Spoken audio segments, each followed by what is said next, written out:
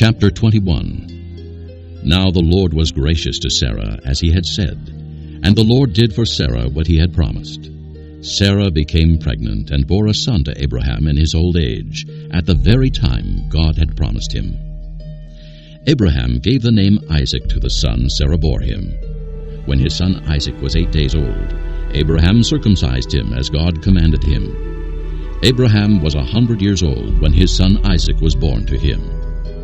Sarah said, God has brought me laughter, and everyone who hears about this will laugh with me. And she added, Who would have said to Abraham that Sarah would nurse children? Yet I have borne him a son in his old age. The child grew and was weaned, and on the day Isaac was weaned, Abraham held a great feast.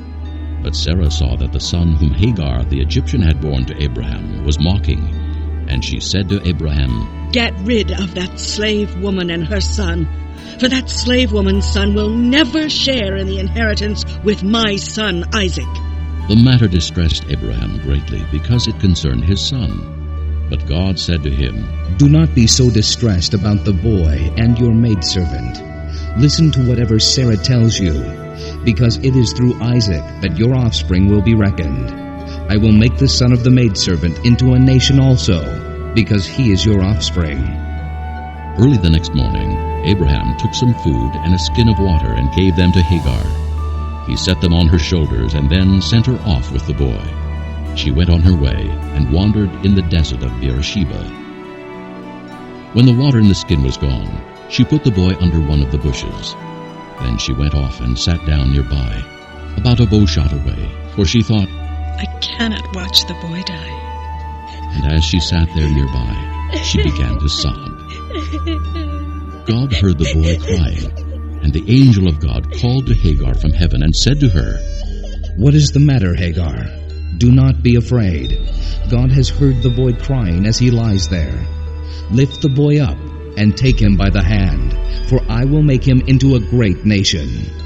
Then God opened her eyes, and she saw a well of water.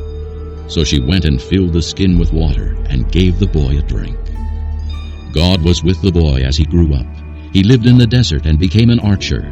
While he was living in the desert of Paran, his mother got a wife for him from Egypt. At that time, Abimelech and Phicol, the commander of his forces, said to Abraham, God is with you in everything you do. Now swear to me here before God that you will not deal falsely with me or my children or my descendants. Show to me and the country where you are living as an alien the same kindness I have shown to you. Abraham said, I swear it. Then Abraham complained to Abimelech about a well of water that Abimelech's servants had seized. But Abimelech said, I don't know who has done this. You did not tell me, and I heard about it only today.